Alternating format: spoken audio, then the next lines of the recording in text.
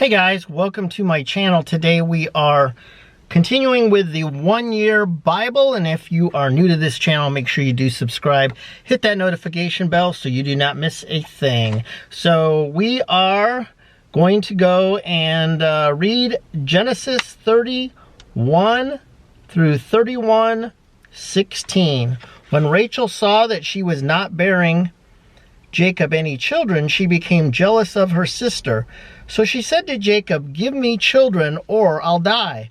Jacob became angry with her and said, "Am I in the place of God who has kept you from having children?"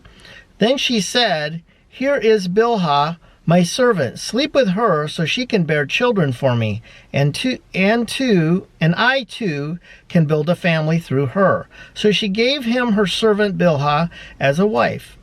Jacob slept with her, and she became pregnant and bore him a son. Then Rachel said, "God has vindicated me. He has listened to my plea and given me a son." Because of this, she named him Dan. Rachel's servant Bilhah conceived again and bore Jacob a second son. Then Rachel said, "I have had a great struggle with my sister, and I have won." So she named him Naphtali. When Leah saw that she had stopped having children, she took her servant Zilpah and gave her to Jacob as a wife. Leah's servant Zilpah bore Jacob a son. Then Leah said, "What good fortune!" So she named him Gad. Leah's servant Zilpah bore Jacob a second son. Then Leah said, "How happy am I! The women will call me happy." So she named him Asher. During wheat harvest, Reuben went out into the fields and found some mandrake plants, which he brought to his mother Leah. Rachel said to Leah, "Please give me some of your son's mandrakes." But she said to her, "Wasn't it enough that you took away my husband? Will you take my son's mandrakes too?" "Very well," Rachel said. "He can sleep with you tonight in return for your son's mandrakes." So when Jacob came in from the fields that evening, Leah went out to meet him. "You must sleep with me," she said. "I have hired you with my son's mandrakes."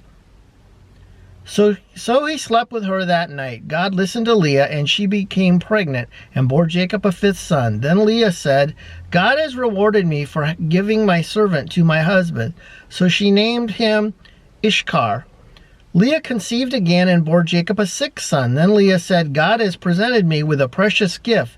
This time my husband will treat me with honor because I have bore him 6 sons." So she named him Zebulun. Sometime later she gave birth to a daughter and named her Dinah. Then God remembered Rachel and listened to her, enabled her to conceive. She became pregnant and gave birth to a son and said, "God has taken away my disgrace." She named him Joseph and said, "May the Lord add to me another son." After Rachel gave birth to Joseph, Jacob said to Laban, "Send me on my way so I can go back to my own homeland. Give me my wives and children for whom I have served you, and I will be on my way. You know how much work I have done for you." But Laban said to him, "If I have found favor in your eyes, please stay. I have learned by divination that the Lord has blessed me because of you." He added, "Name your wages and I will pay them." Jacob said to him, "You know how I have worked for you and how your livestock has fared under my care. The little you had before I came has increased greatly, and the Lord has blessed you wherever I have been. But now when may I do something for my own household?" "What shall I give you?" he asked. "Don't give me anything," Jacob replied. "But if you will do this one thing for me, I will go on tending your flocks and watching over them. Let me go through all your flocks today and remove from them every speckled or spotted sheep, every dark-colored lamb, and every spotted or speckled goat. They will be my wages, and my honesty will testify for me in the future whenever you check on the wages you have paid me. Any goat in my possession that is not speckled or spotted, or any lamb that is not dark-colored, will be considered stolen. Agreed, said Laban. Let it be as you have said.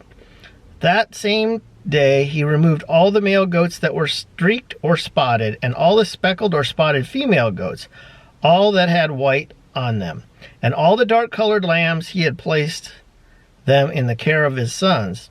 Then he put a 3-day journey between himself and Jacob, while Jacob continued to tend the rest of Laban's flocks. Jacob, however, took fresh-cut branches from popular almond and plane trees and made white stripes on them by peeling the bark and exposing the white inner wood of the branches. Then he placed the peeling branches in all the watering troughs so that they would be directly in front of the flocks when they came to drink. When the flocks were in heat and came to drink, they made it in front of the branches, and they bore young that were streaked or speckled or spotted. Jacob set apart the young of the flock by themselves, but made the rest face the streaked and dark-colored animals that belonged to Laban. Thus he made separate flocks for himself and did not put them with Laban's animals. Whenever the stronger females were in heat, Jacob would place the branch in the troughs in front of them, and the animals in the front of the animals, so they would mate near the branches. But if the animals were weak, he would not place them there. So the weak animals went to Laban, and the strong ones to Jacob. In this way, the man grew exceedingly prosperous and came to own large flocks and female and male servants and camels and donkeys. Jacob heard that Laban's sons were saying, Jacob has taken everything our father owned and has gained all the wealth from what belonged to our father. And Jacob noticed that Laban's attitude toward him was not what it had been. Then the Lord said to Jacob, go back in the land of your fathers and to your relatives, and I will be with you. So Jacob sent word to Rachel and Leah to come out of the fields where his flocks were. He said to them, I see that your father's attitude towards me is not what it was before, but the God of my father has been with me. You know what I've worked for.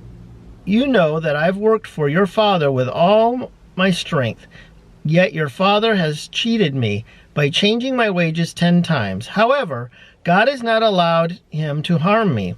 If he said, the speckled ones will be your wages, then all the flocks gave birth to speckled young. And if he said, the streaked ones will be your wages, then all the flocks bore streaked young. So God has taken away your father's livestock and has given them to me. In breeding season, I once had a dream in which I looked up and saw that the male goats mating with the flock were streaked, speckled, or spotted. The angel of God said to me in a dream, Jacob, I answered, here I am. And he said, look up and see that all the male goats mating with the flocks are streaked, speckled, or spotted, for I have seen all that Laban has been doing to you. I am the God of Bethel, where you anointed a pillar, and where you made a vow to me. Now leave the land at once and go back to your native land. Then Rachel and Leah replied, do we still have any share in this inheritance of our father's estate? Does he not regard us as foreigners? Not only has he sold us, but he has used up what was paid for us. Surely all the wealth that God took away from our father belongs to us and our children. So do whatever God has told you. Matthew 10:1-23.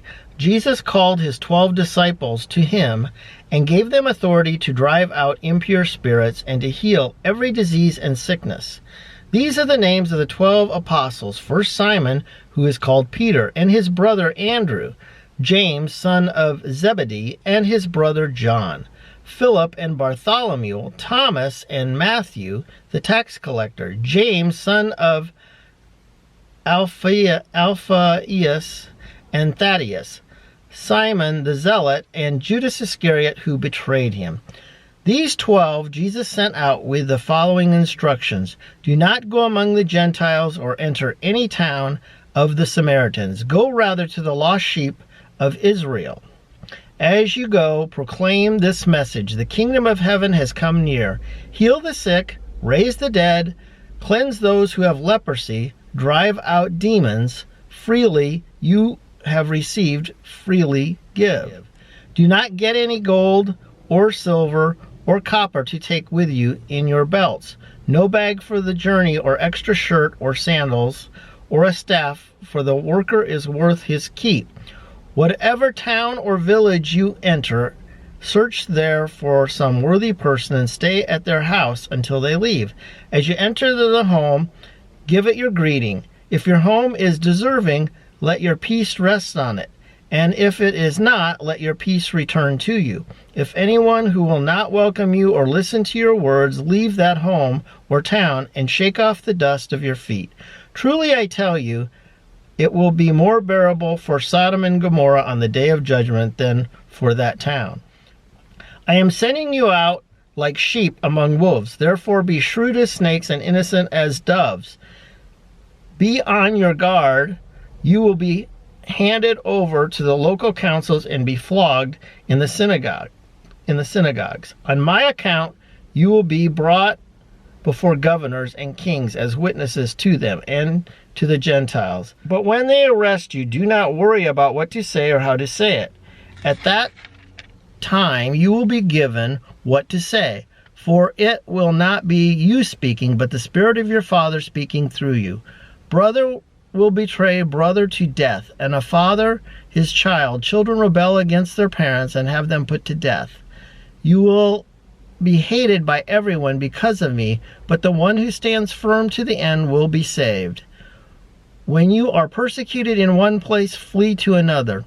Truly I tell you, you will not finish going through the towns of Israel before the Son of Man comes. Okay, now we're going to go to Psalm 12, 1 through 8. And for the director of music, according to Sheminith, a Psalm of David. Help, Lord, for no one is faithful anymore. Those who are loyal have vanished from the human race. Everyone lies to their neighbor. They flatter with their lips, but harbor deception in their hearts. May the Lord silence all flattering lips and every boastful tongue. Those who say, by our tongues we will prevail. Our lips will defend us. Who is Lord over us? Because the poor are plundered and the needy groan. I will now arise, says the Lord. I will protect them from those who malign them. And the words of the Lord are flawless, like silver, purified in a crucible, like gold refined 7 times. You, Lord, will keep the needy safe and will protect us forever from the wicked, who freely strut about when what is vile is honored by the human race. And then we're going to read Proverbs 3:13 through 15. Blessed are those who find wisdom, those who gain understanding, for she is more profitable than silver and yields better returns than gold. She is more precious than the rubies. Nothing you desire can compare with her. And that's going to do it for this week in the 1 Year Bible. I hope you've enjoyed that. I hope you enjoy this series, and I hope you continue to watch this as well. If you have friends that might be interested in this series, please make sure that you do pass this video along. I would appreciate that. And we will see you next week. Have a great week.